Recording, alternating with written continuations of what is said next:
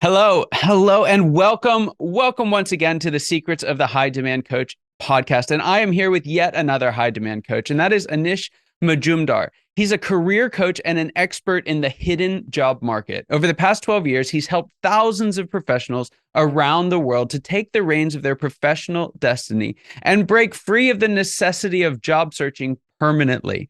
His webinars, videos, and articles have appeared in Fast Company, Business Insider, Glassdoor, and the Ivy Executive. He's recognized by each of these as a disruptive career coach to fiercely ambitious professionals. Anish, I'm so excited to have you on the show today. We're exploring a world that I'm not very well versed in, so I know I'm going to learn at least a thing or two and probably a whole lot more. But before we jump into that and the work that you're doing with your clients, I'd love to just start with your story. How'd you get into coaching? What were you doing beforehand? Oh man, thank you for the opportunity and thank you for the vibe and the energy. I I wonder if this resonates with many of the people listening, but I'm kind of dumbfounded. I'm in my 13th year as a career coach, and in terms of how I got here, it was never part of the plan. I grew up in Montreal, Quebec. I live in Rochester, New York, with my family, my wife, and three kids today. But I grew up there, Indian family, pretty conservative and you know non-communicative, and we grew up and honestly, the first thing that really rocked us was my mom. She was diagnosed with schizophrenia, and it sort of ripped our world apart. And the thing that gave me a sort of release at the time was acting. So being able to take some of what was churning inside, but that what I couldn't express, right?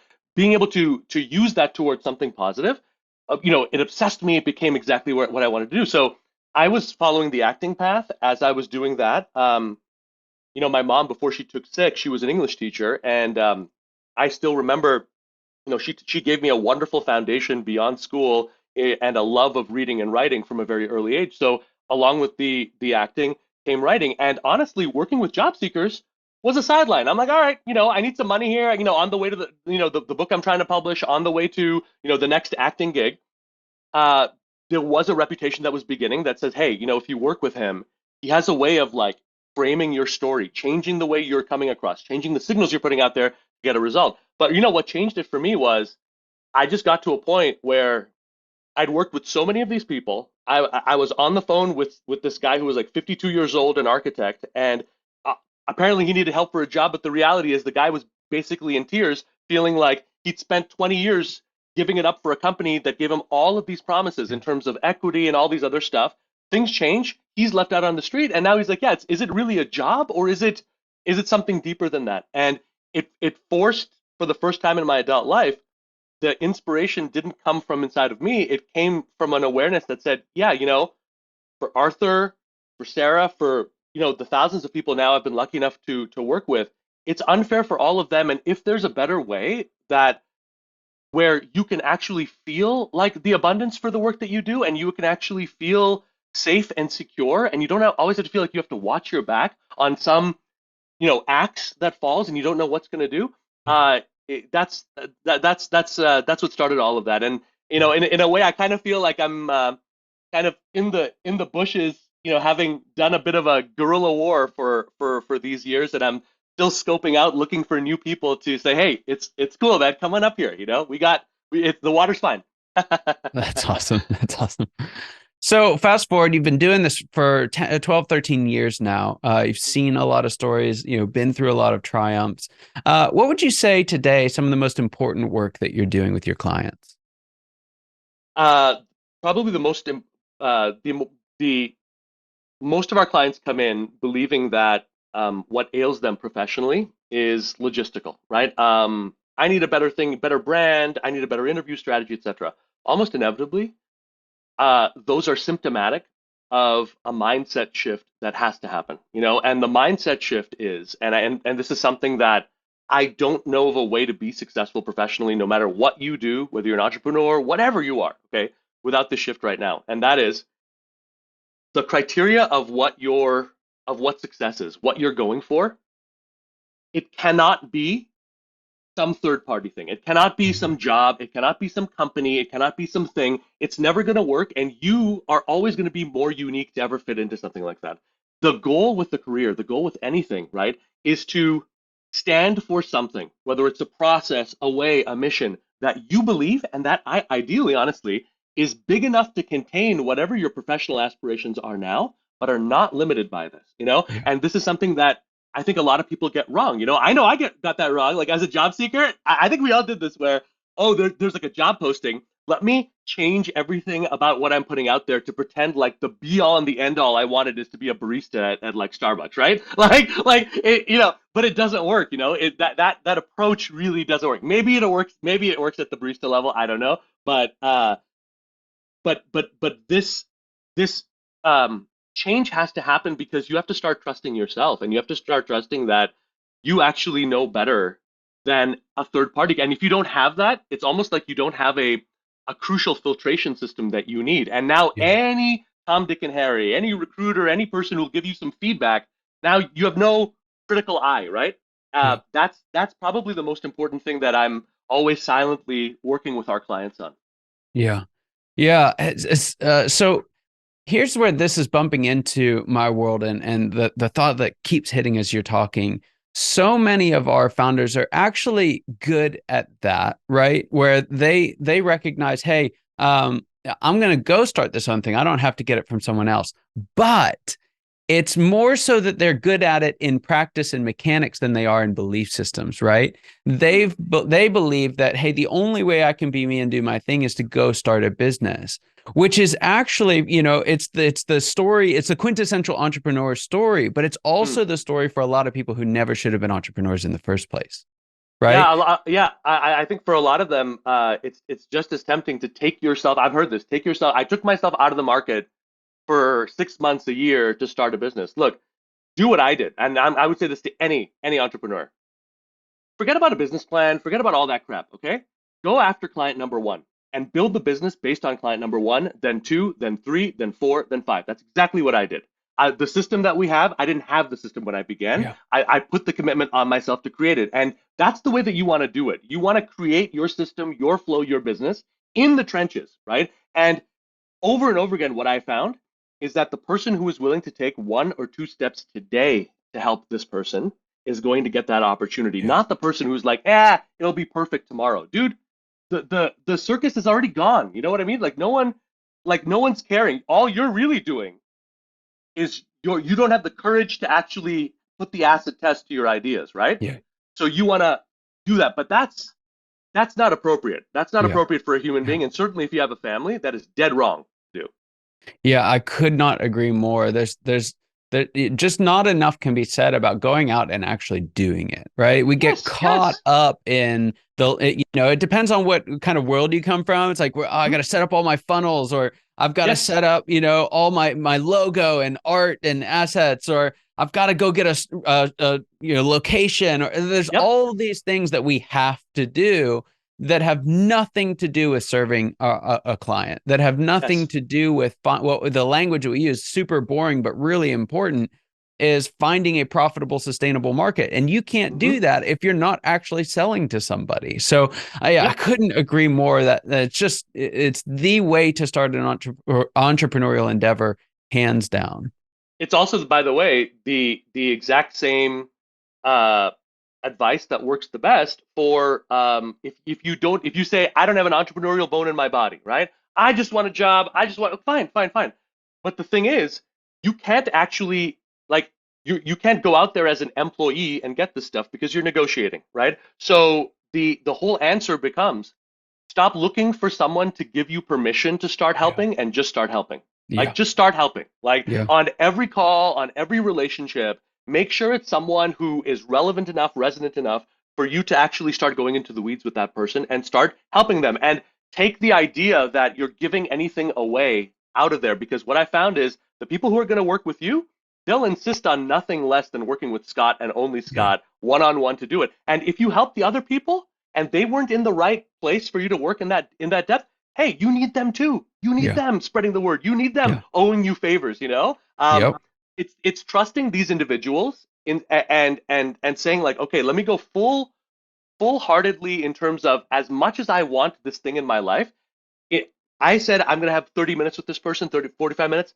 Let me make Scott, the one focus. Okay, let me Yeah. take all that out. Okay, and let me see what I can really do to connect, Yeah. engage with you, help Yeah. you, and we Yeah. can, like it opens up the whole thing, and I know you know this because you're so sophisticated in sales, in relationship building. Um, you know that as I realized, there really is a hunger out there for people to do business with each other, to help each other. It's Yeah. like we just need a little extra help, Yeah. and I keep coming back to that, in our work. That's so good. Another place that kind of our worlds intersect, and again, is it's kind of similar to what I said, but it's the person who makes the leap. They're discontented in their role, right? And they start to think, because of some Instagram post, that the best way out is to be an entrepreneur. But quite honestly, my best advice to someone thinking about starting a business is don't. If you can do anything else, do that, because starting a business is not sipping, margaritas on the beach. Yeah, you've been down this road. It's Mhm. a painful process. It's a lot like waking up every day, finding a sharp corner and just banging your head against it. That's Mhm. what starting a business is all about. And so, Mhm. uh, Agreed. how do you help folks? Because this is something that happens when economic times get hard. We actually see this skyrocket, right? So Mhm. there's lots of stats around how many new businesses fail. Pick your stat. For us, we see it around 80%. The scary part of it is, though, when economic times get tough, that goes up to about 95%, Mhm. because a lot of people who are not entrepreneurs, not by judgment but just by wiring, right, Mhm. go out and start a business, because they don't believe that they can get what they want or need Mhm. out of the career market. So for that person who's disgruntled, right, how do you help walk them through? Is this something that they just need to find a role that's the right fit, or start the entrepreneurial journey? Yeah, great question. I'm working with a client right now who I think embodies this. So Eric had risen to some pretty high creative director roles, and he's like, "What the heck am I going to do? I'm getting marginalized." Okay, so I think that it's an arbitrary distinction whether it's full time, part time, consulting, or a business. But what I would say is this: in our day and age, Eric just closed last year, generating 7 figures, and he's saying like, "Oh, I need a business website, and I did this." I'm like, "Dude, why do you need that? LinkedIn and you are the business, right? Yeah. I'm the business in mind. Okay, no one is going to work with us unless I've come in because I've spent 13 years building brand equity around myself as an individual. Why would I, like, if I don't have the resources, if I don't have the time, why would I then like create something, a baby in terms of awareness from scratch when I already have decades of experience that I can leverage right now? Yeah. So what I would say is your business is you as the individual. I don't care how you structure your money. Like that's I don't care. Like it doesn't matter whether it's a Yeah. contract or Yeah. or thing. Why are you who's wondering about a business, why are you getting hung up on that? Right? Yeah. What Yeah. I would say is this: um, leverage your equity on LinkedIn, leverage and scale up your relationship building there, and ask yourself. Here's the thing: people get hung up on not seeing the true impact of what they're getting paid for. A marketing director is not getting paid to market, right? You're getting paid to grow. You're getting paid to grow that business. So again, it all comes down to if it's Scott, it's not Scott who started a podcast who has some sales expertise, right? That's not a Yeah. high enough brand for you. What do you do as a partner to a business and organization that only you can do? And how does Scott's process deliver an outcome that no one else can have? That Yeah. has to be there no matter what. So these questions can be answered at the individual level. You don't need a dime to spend a couple of hours right now on LinkedIn studying your competitors, studying the top 1% or 3% Yeah. of the most visible people, figuring that stuff out, right? And again, I just think the number one thing I've seen in these 13 years, those boundaries are really breaking down. Yeah. And if you need money, if you need abundance, the number one thing you need is you need to know what's actually going on. You need to speak the language of your clients, not Mm. speak the language of your ego and what you would like to communicate. And you're not going to know that unless you're willing to be naked in some sense Yeah. and discover it. Discover it. Yeah.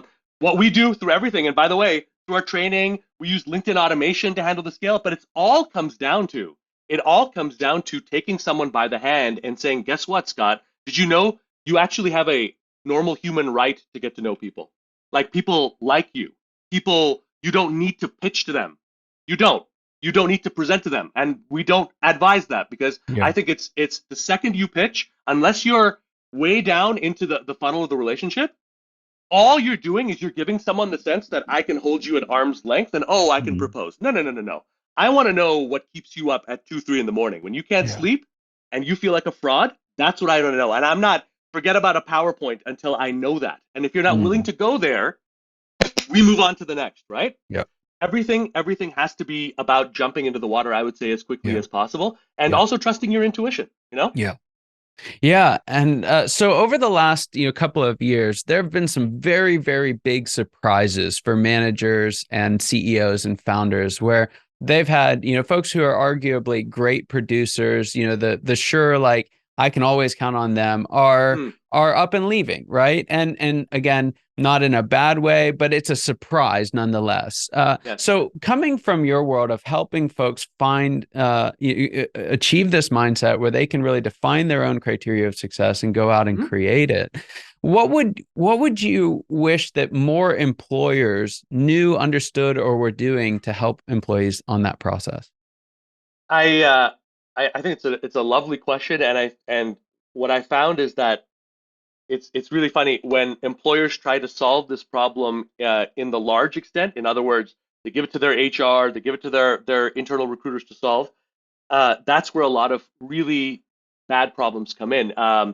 Job postings filled with false information. So what are you going to do by aligning to that? So all of these things come in. But I think what employers have to realize, like, they get so hung up on thinking, oh, first of all, let me do everything aside from putting it out there into the market. Let me tap every internal person because God, what a risk, right? And then once I do, I'm just putting everyone here. I'm just trying to control, and I'm doing it literally. The problem with that is they never get to the truth. They never figure out exactly who's going to actually solve the things because they were never honest about the real pain that was there. Right. And you never got to the truth. So you're always going to be micromanaged and you're always going to be exercised without that thing. And that, by the way, that happens regardless of what the role is. So my advice would be uh, the best insurance policy you have is how you generate it. And it's okay, you can get it from a job posting, but understand what your goal is. The very first interaction you have has one goal is to identify those aspects of pain that are truly driving either the hire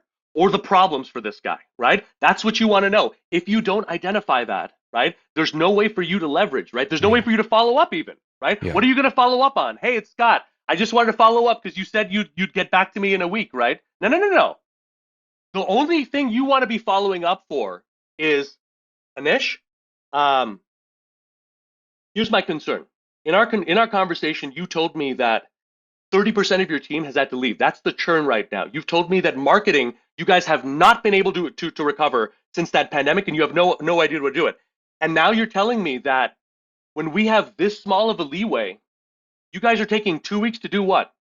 My concern is that whoever you decide to partner with to solve this, you're making it that much harder for them, And I am Yeah. seriously concerned about any company that would handle it with that kind of a priority. So I want to know. I want to hear from you. What do you think about this? Right? Yeah. Be a champion for the pain beyond them.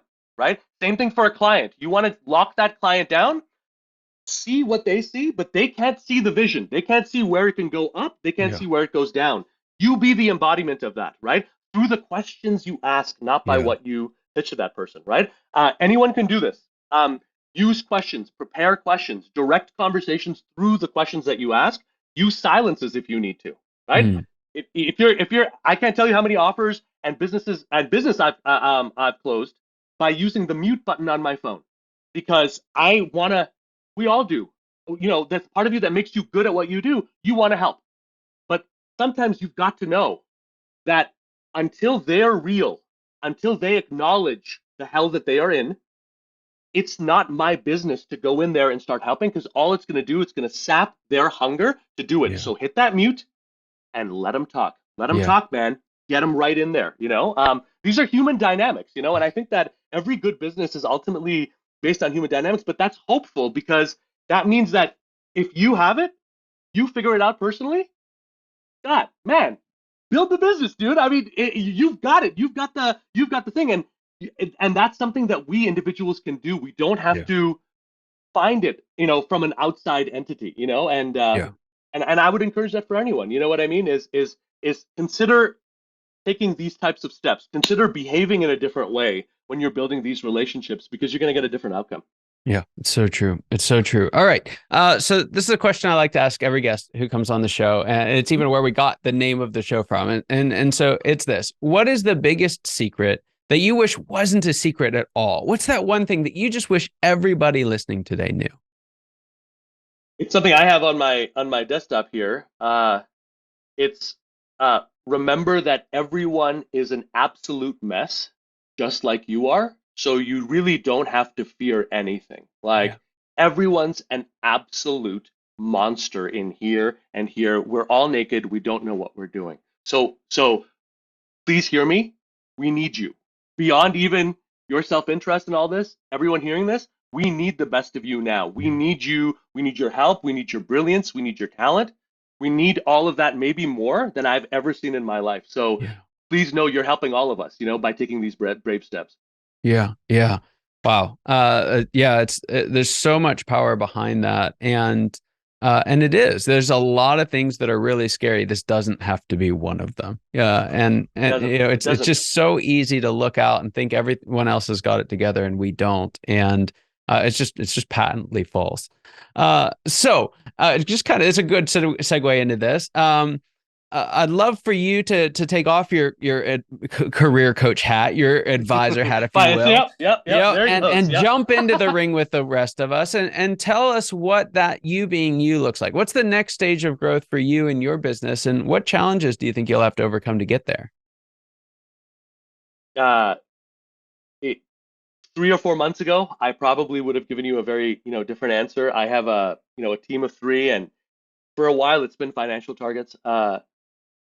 I basically had essentially a nervous breakdown or something close to it that forced me to reevaluate everything and forced me to realize that none of what I consider to be success is a success if my kids walk on eggshells around me, if I don't have that closeness. So nowadays, and I'm being honest with you, my number one goal for this year is to make sure that my team members, my clients feel whole, to make sure that they know that I'm a human being as well, to make sure that I can take time in the midst of this rush of, money coming in and clients and all of that, that I remember that I'm also just like a person, and that sometimes like I can break down, I can make mistakes, I can get angry, I can forgive myself, and staying human and making sure that we don't lose that humanity right now, especially now, seems to me like the thing that fosters 10 times more growth than when I was Mr. Obsessed with hitting that next target and that next thing.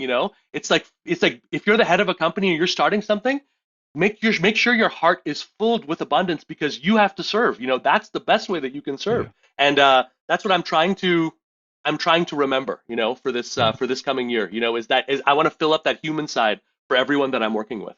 Yeah. Oh, it's so good. It's holding it all with open hands, is exactly. Yep. And that's, I can resonate with that journey so much. The tighter you grab it, the more it squeezes between your fingers, and big time. Oh God, yes. Yeah, this is a weird truth of life. It's like it's like like you look at an athlete. It's like there's a looseness to it, right? There's a sense that you can play the game without being so invested in the game that you can't see anymore. You can't change, right? Yeah. You can't pivot, and there is something there for me.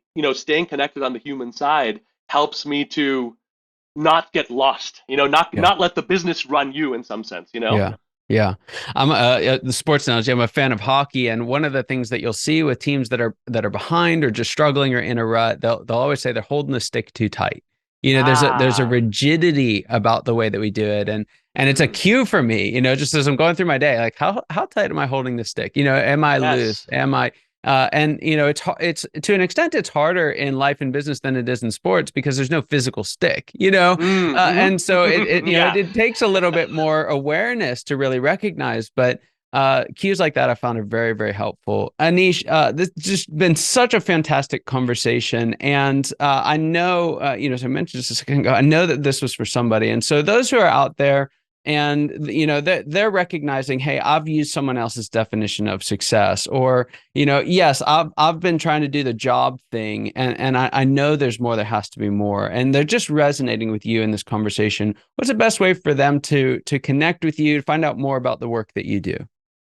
helloanish.com would probably be the first place. That's kind of our headquarters on the web. If you want to go deeper into trainings, we're trying to share things from the trenches that are actually working there, and just get you into that more abundant space. If you're on LinkedIn, put in the word Anish, A-N-I-S-H, in career. I will be there, probably the first brown face that you see there. But Scott, I really I gotta also just say thank you to you for what you've created and what you put forth there, because I really consider you to be a bit of a light, in a path that is beautiful but really dark, especially at the beginning. Yeah. And so I really wanna thank you for that as well, and I'm so honored to have taken part in this. Absolutely. Well, Anish, it was just an absolute pleasure having you on the show. I so enjoyed this conversation, and yeah, I just thank you so much for being on. And to those of you who are listening, your time and attention mean the absolute world to us. I hope you got as much out of this conversation as I know I did, and I cannot wait to see you next time. Take care.